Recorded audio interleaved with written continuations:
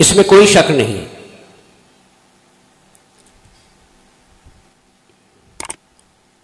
کہ سیدنا صدیق اکبر رضی اللہ تعالی عنہ کی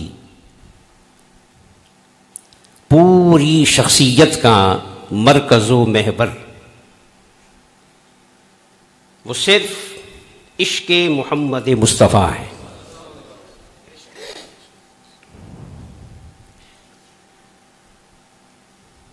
آپ کا ایمان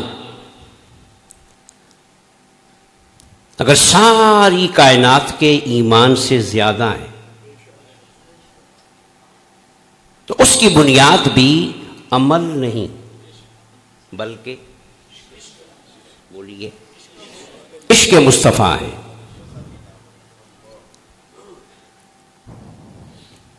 اور اگر آپ کی ایک نیکی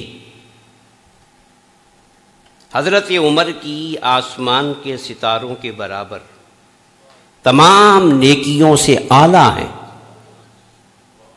ایک نیکی تمام نیکیوں سے، تو اس کی بنیاد بھی عشق محمد مصطفیٰ ہے.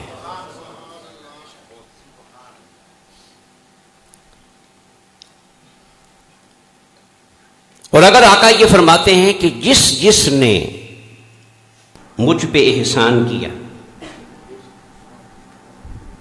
وہ عمر ہے، وہ عثمان ہے، وہ علی ہے، وہ بلال حبشی ہے، وہ کربلا کا حسین ہے، جس نے مجھ پہ احسان کیا تو میں نے دنیا میں اس کے احسان کا بدلہ چکا دیا، سوائے ابو بکر کے، سوائے کہ اس کی نیکیوں کا بدلہ میں نے دنیا میں نہیں دیا. دے تو سکتے تھے کہ خدا کی رحمت کے سارے خزانے حضور کے ہاتھ میں، تو دے سکتے تھے مگر دیا. فرمایا قیامت کے دن میدان حشر میں سب کے سامنے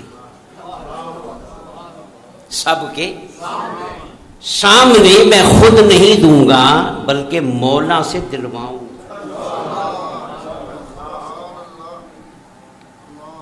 تو اس مرتبے کی بنیاد بھی عشق مصطفیٰ ہے. اس لیے اقبال نے سیدنا صدیق اکبر رضی اللہ تعالیٰ عنہ کو خراج تحسین پیش کرتے ہوئے، میں نے پہلے بھی بیان کیا کہ شاعر جب کسی کی تعریف کرتا ہے نا تو شعر کا سارا حسن تشبیہ میں ہوتا ہے. کس میں؟ کہ شاعر نے اپنے ممدوح کو تشبیہ کس کے ساتھ دی ہے؟ بات سمجھ رہے ہیں؟ تشبیہ کس کے ساتھ دی ہے؟ جیسا کہ مولا نے بددعا کہتے ہوئے حضور کے چہرے کو چاشت کے وقت کے ساتھ تشبیہ دی، کہیں چاند کے ساتھ، کہیں سورج کے ساتھ. تو شعر کا سارا حسن کس میں ہوتا ہے؟ اب آئیے علامہ اقبال نے ابو بکر کو تشبیہ دی تو کس کے ساتھ؟ وہ تشبیہ بتا رہی ہے کہ سیدنا صدیق اکبر رضی اللہ تعالیٰ عنہ کی پوری شخصیت کی بنیاد عشق مصطفیٰ ہے. پھر کہا صدیق کے لیے ہے خدا کا رسول بس، صدیق کے لیے ہے خدا کا. اس شعر سے کیا سمجھ میں آیا کہ عظمت ابو بکر، رفعت ابو بکر، کمال ابو بکر، ان سب ساری شانوں کی بنیاد کیا ہے؟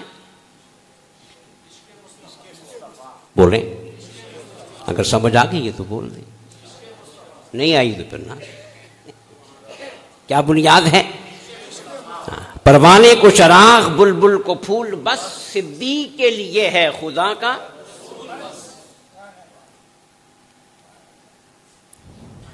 ایک بات کو دہرا کر میں آگے بڑھتا ہوں. پہلے بھی میں نے کہی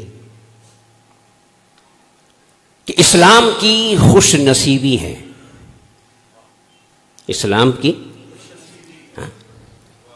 اسلام کی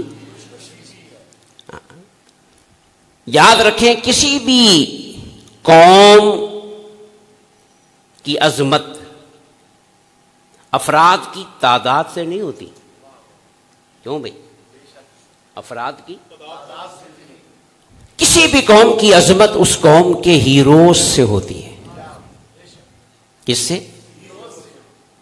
جس قوم کو ہیرو مل جائے وہ قوم بھی ہیرو بن جاتی ہے. اور جس قوم میں افراد ہوں ہیرو تو وہ زیرو ہے. وہ کیا ہے؟ تو کسی بھی قوم کی عظمت کی بنیاد کیا ہوتے ہیں؟ اگر قائد اعظم نہ ملتے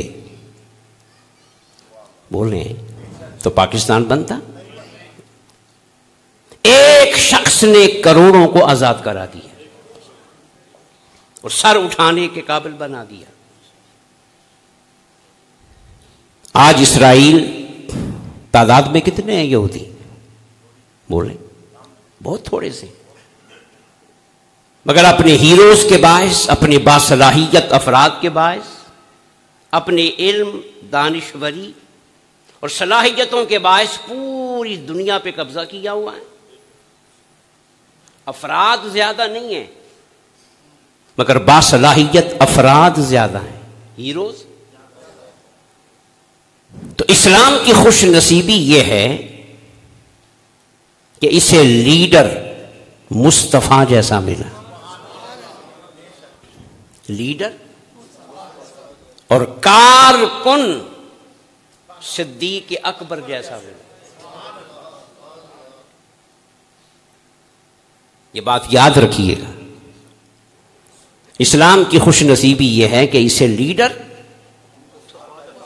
بولیے، اور کارکن ابو بکر جیسا ملا.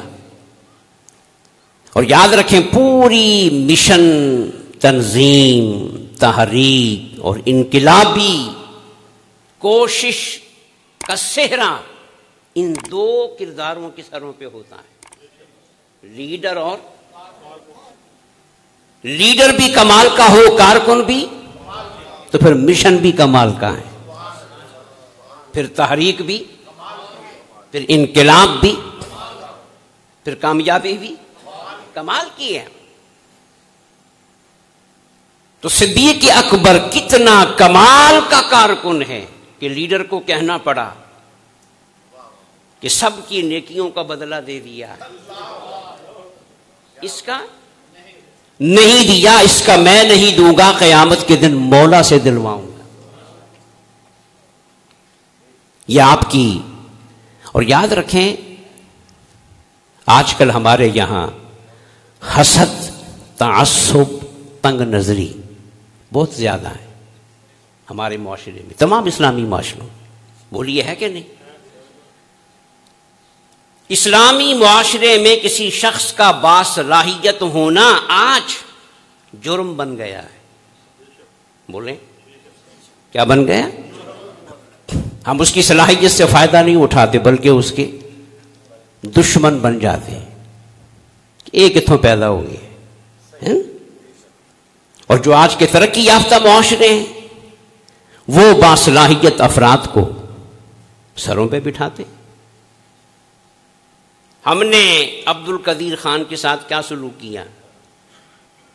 بولو پتا ہے کہ نہیں؟ حالانکہ مسلمہ محسن پاکستان بھی ہے اور محسن اسلام بھی ہے کہ نہیں؟ اور پھر مسلمان بھی ہیں، مخلص ہیں. تو ہم نے عبد القدیر خان کے ساتھ کیا کیا؟ اور ہندوستان نے اپنے ایٹمی سائنسدان عبد الکلام کو مسلمان ہونے کے باوجود کیا رونے کا مقام ہے کہ نہیں؟ مسلمان ہونے کے باوجود ہندوؤں نے اس کی ایٹمی سائنسدان ہونے کی صلاحیت کو سلام کرتے ہوئے اسے ہندوستان کا صدر بنایا کہ نہیں؟ بولیں. اور پھر اس نے کیا کیا؟ اس نے بھی جاتے ہوئے اپنی زندگی کے سارے اثاثے ہندوستان کے نام کر دیے. اور ہم کیا کرتے ہیں؟ اس لیے یہ ذلیل ہے. کیوں بھائی؟ اور جو دنیا کی ترقی یافتہ اقوام ہیں وہ باصلاحیت افراد کو پاکستان سے بھی اٹھا کے لے جاتے ہیں. ہر جگہ جہاں دیکھتے ہیں کہ کوئی باصلاحیت بیٹھا ہوا ہے اسے اٹھا لیتے ہیں، اپنے ملک میں جا کے عزت بھی دیتے ہیں، مقام بھی دیتے ہیں، اور اس کی صلاحیت سے فائدہ اٹھاتے ہیں.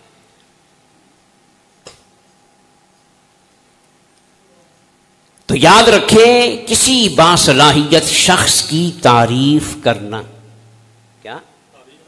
ہاں، یہ بھی ایک ضابطہ ہے شریعت کا. کسی باصلاحیت شخص کی، یہ سنت خدا بھی ہے اور سنت مصطفیٰ بھی ہے. تعریف کرو گے تو اس کا حوصلہ بڑھے گا نا، اور وہ کام کرے گا. حدیث کی کوئی بھی کتاب اٹھا لیں تو ہر حدیث کے آخر میں ایک کتاب المناقب ہے. اس میں میرے آقا نے مختلف صحابہ کی شان میں جو جملے کہے ہیں نا وہ محفوظ ہے.